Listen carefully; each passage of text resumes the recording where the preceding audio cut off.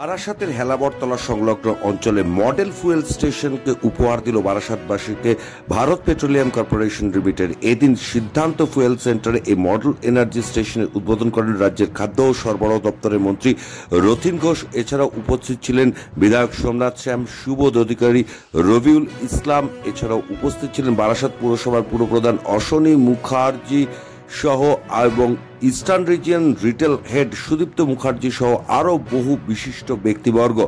এখন পেট্রোল পাম্পগুলি বদলে যাচ্ছে ধীরে ধীরে এনার্জি স্টেশনে, আর সেই এনার্জি স্টেশনে নতুন মাত্রা যুক্ত হলো ভারত পেট্রোলিয়াম কর্পোরেশন লিমিটেডের পক্ষ থেকে। সিদ্ধান্ত ফুয়েল সেন্টারকে তারা মডেল স্টেশনে রূপান্তরিত করলেন। আর সিদ্ধান্ত ফুয়েল স্টেশন যেভাবে মডেল স্টেশনে রূপান্তরিত হলো তাতে যাত্রী সাধারণের আরও স্বাচ্ছন্দ্য আসবে। এবং এই স্বাচ্ছন্দ্য পরিষেবায় কি থাকছেন সিদ্ধান্ত ফুয়েল সেন্টারের পক্ষ থেকে কি জানিয়েছেন কাউন্সিলর এবং 10 নম্বর ওয়ার্ডের পুরপিতা দেবব্রত পাল, শোনাবো তার বক্তব্য। নতুন করে দেখুন, এখন তো আমাদের রিটেল আউটলেটের কনসেপ্টটাই চেঞ্জ হয়ে গেছে। আগে যারা গ্রাহক ছিলেন তারা আসতেন, পেট্রোল ডিজেল ভরে চলে যেতেন। এখন কিন্তু সেটা হবে না। এখন পেট্রোল ডিজেলের সঙ্গে সঙ্গে আমাদের আরো ভ্যালু অ্যাডেড সার্ভিস, মানে ধরুন সার্ভিস স্টেশন, তার সঙ্গে সঙ্গে আমাদের নাইট্রোজেনের ব্যবস্থা রয়েছে। গাড়িতে টায়ারে আমরা বিনা পয়সা বিনা মূল্যে আমরা নাইট্রোজেন ভরছি। তার সঙ্গে সঙ্গে আমাদের ক্যাফে বার হচ্ছে, সেখানে কাস্টমার এসে কিছুক্ষণ বিশ্রাম নিতে পারবেন, ড্রাইভার যারা আছেন তারা রেস্ট নিতে পারবেন। তার সঙ্গে সঙ্গে আমাদের সিএনজি বসছে, ইভি বসছে, অর্থাৎ ইলেকট্রিক ভেহিকেলের জন্য চার্জিং স্টেশন, একটা টোটাল প্যাকেজ। ফুয়েল সেন্টারের নতুন পরিষেবার উদ্বোধনে যিনি মুখ্য অতিথি ছিলেন সেই রাজ্যের খাদ্য ও সরবরাহ দপ্তরের মন্ত্রী রথীন ঘোষ। এ বিষয়ে কি জানিয়েছেন সেটাও রাখবো আপনাদের সামনে। দেখুন, আমরা তো সবসময় নতুনের সাথেই আছি, পুরনোকে নতুন করাটাই আমাদের কাজ। ঠিক একইভাবে পুরাতন সরকার গেছে, নতুন সরকার এসছে, এবং এখানে আজকে সিদ্ধার্থ ফুয়েল স্টেশন এটা উদ্বোধন হলো, এক মহিলা পরিচালিত। এবং আমার মনে হয় যে এখানে যে সমস্ত সিস্টেম করেছে, যে কোনো লোক নিজেই কিউআর কোড স্ক্যান করে করলে অটোমেটিক্যালি রিফিল্ড হয়ে যাবে।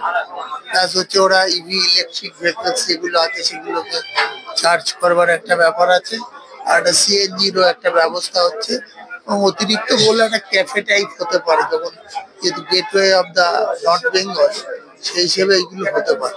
আমার মনে হয় যে যত বেশি এটা বোঝা যাবে, আজকে এই প্রচার প্রসারের মধ্যে দিয়ে অনেক বেশি মানুষ জানবে, মানুষ এখানে আসবে, এবং যেখানে ভালো এবং সততার সাথে ব্যবসা হয় সেই তার সাথে মানুষ থাকবে। রাজ্যের মুখ্যমন্ত্রী যখন শিল্প পরিকাঠামো উন্নয়নে নেমেছেন, শিল্পায়নের লক্ষ্যে নেমেছেন, তখন পরিকাঠামো উন্নয়নের ক্ষেত্রে উত্তরবঙ্গের প্রবেশদ্বার বারাসাত, আর সেই বারাসাতের স্টেশনগুলোকে মডেল স্টেশনে রূপান্তরিত করার কাজে দ্রুততায় সঙ্গে হাত লাগিয়েছে রাষ্ট্রায়ত্ত তেল সংস্থা বিপিসিএল। আর সেই বিপিসিএল এর এ বিষয়ে ভাবনা চিন্তা কি জানিয়েছেন তাদের রিটেল হেড সুদীপ্ত মুখার্জি।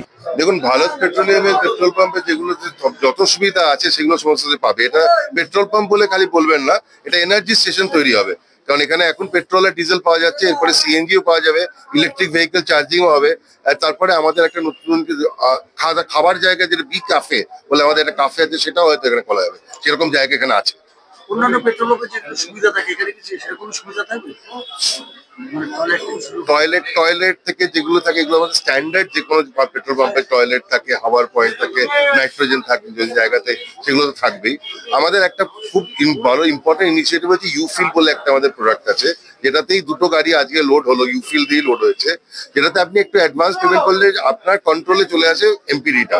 তার মানে যত টাকার আপনি ফুয়েলিং ভরবেন তত টাকা দিতেই হবে। উত্তরবঙ্গের প্রবেশদ্বার বারাসাতে রাষ্ট্রায়ত্ত তেল সংস্থা বিপিসিএল এর এই উদ্যোগ যে নিঃসন্দেহে একটা যুগান্তকারী পদক্ষেপ, সে কথা বলাই যায়। আর যাত্রী স্বাচ্ছন্দ্যে এটা যে একটা আগামী দিনে মাইল ফলক হতে চলেছে, সে কথা উত্তর মিলবে সময় আসলে।